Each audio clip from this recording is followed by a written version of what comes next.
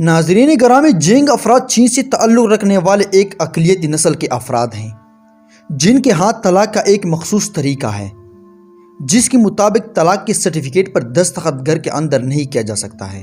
آپ نے شادی کے موقع پر ادا کی جانے والے رسومات کے بارے میں تو سنا ہوگا، لیکن دنیا میں چند ایک ایسے مقامات بھی ہیں جہاں شادی کی ناکامی پر بھی مذہبی رسومات ادا کرنے کی روایت موجود ہے۔ دنیا میں طلاق کی دلچسپ رسومات اس بات سے قطع نظر کہ شادی کی ناکامی کی وجوہات چاہے کچھ بھی ہوں، شادی ٹوٹنے کا تجربہ لوگوں کے لیے خوشی کا باعث نہیں ہوتا ہے، جس میں دونوں فریق کو طلاق کے معاہدہ کرنا ہوتا ہے اور اس حوالے سے اپنے ملک کے قوانین کی پابندی کرنی پڑتی ہے۔ مندر میں طلاق کا ٹوائلٹ جاپان میں ایک ایسا مندر واقع ہے جو اپنے زائرین کو ناکامی شادی ٹوائلٹ میں بہانے کی پیشکش کرتا ہے۔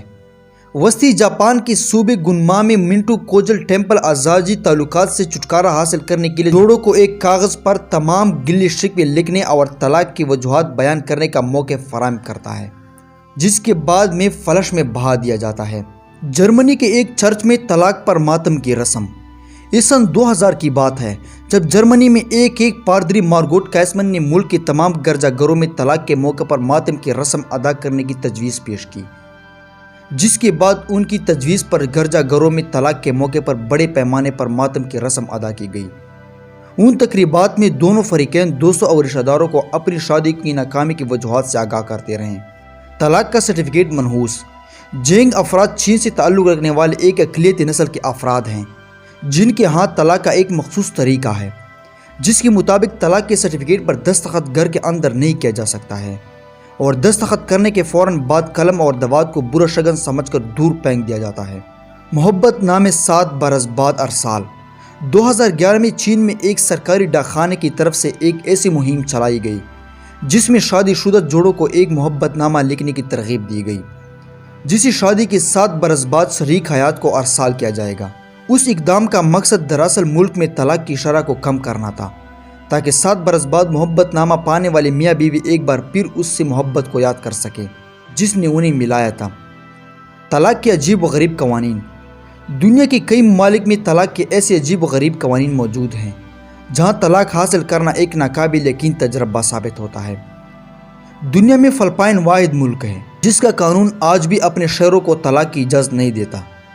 تاہم ABC نیوز کی ایک رپورٹ سے پتہ چلتا ہے کہ 1985 سے 2000 کے درمیان جاپان میں طلاق کی شرح سب سے زیادہ تھی۔ اس کی وجوہات سے پتہ چلتا ہے کہ 2006 میں جاپانی جوڑوں میں شادی کی 20 برس بعد طلاق لینے کا رواج زیادہ عام ہو گیا تھا۔ ماہرین کا کہنا تھا کہ ریٹائرڈ ہسبینڈ سنڈروم کی وجہ سے تھا، یعنی ایسے شوہر کی وجہ سے جو روزگار کے لیے ملک سے باہر رہتے ہیں اور اپنی بیوی کو زیادہ نہیں جانتے ہیں، لیکن ریٹائرمنٹ کے بعد انہیں اپنی بیوی میں ہر طرح کے عیب نظر آتے ہیں۔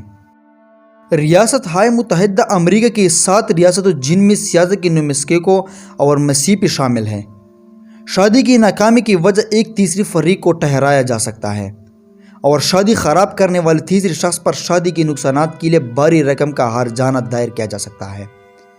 تاہم اس الزام کو ثابت کرنے کے لیے ثبوت کی ضرورت پڑتی ہے۔ امریکی ریاست کنساس میں شادی کو طویل مدت تک قائم رکھنے کے لیے طلاق کا ایک ایسا قانون موجود ہے جس کے تحت دونوں فریق کو اس بات کی اجازت نہیں ہے کہ وہ ساس کے ساتھ بدسلوکی یا بری تعلقات رکھنے پر ایک دوسرے کو طلاق دے دیں۔ امریکی ریاست ڈیلاویئر میں طلاق کے لیے ایک ایسا قانون موجود ہے جس کے تحت اگر ایک شخص ہنسی مذاق یا شرط نبھانے کے لیے شادی کر لیتا ہے تو اسے بعد میں طلاق کا مقدمہ دائر کرنے کی اجازت ہے، جبکہ اس قانون سے ہنسی مذاق میں شادی کرنے والوں کی حوصلہ افزائی ہوتی ہے۔ آسٹریلیا میں قبائلی خواتین کو یہ حق حاصل ہے کہ وہ یا تو اپنے شوہر کو طلاق دینے کے لیے آمادہ کریں یا پھر شادی سے چھٹکارا پانے کے لیے ایک دوسری شادی کر لیں اور اس طرح ان کی پہلی شادی خود بخود منسوخ ہو جاتی ہے۔ امریکی ریاست کنٹیکی میں اس بات کی اجازت ہے کہ آپ ایک ہی شخص سے طلاق کے بعد 3 بار شادی کر سکتے ہیں، لیکن چوتھی بار اسی شخص سے شادی کرنے کی اجازت آپ کو ریاست کا قانون نہیں دیتا ہے۔ امریکی ریاست ٹینیسی میں اگر آپ کا شریک حیات آپ کو جان سے مارنے کے لیے کوئی حربہ مثلا زہر پلانے کی کوشش کرتا ہے تو اس بنیاد پر آپ کی طلاق منظور ہو سکتی ہے۔ نیو یارک میں اگر آپ یہ ثابت کر سکیں کہ آپ کی شریک حیات کی دماغی حالت ٹھیک نہیں ہے تو آپ کو طلاق مل سکتی ہے، لیکن اس کے لیے ضروری ہے کہ آپ شادی کے دوران شریک حیات کی دماغی حالت کم از کم 5 سالوں سے خراب رہی ہو۔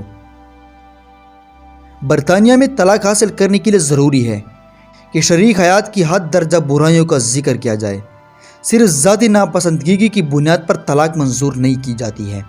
یہی وجہ ہے کہ برطانیہ میں جوڑے طلاق کے لیے شریک حیات میں عجیب و غریب عیب تلاش کرتے ہیں، جیسا کہ ایک شوہر نے طلاق کے لیے مقدمے میں کہا کہ وہ اپنی بیوی کو اس لیے طلاق دینا چاہتا ہے کیونکہ اس کی بیوی ہر روز مچھلی پکاتی ہے۔ دوستو، امید کرتا ہوں کہ آپ کو آج کی ہماری ویڈیو اچھی لگی ہوگی۔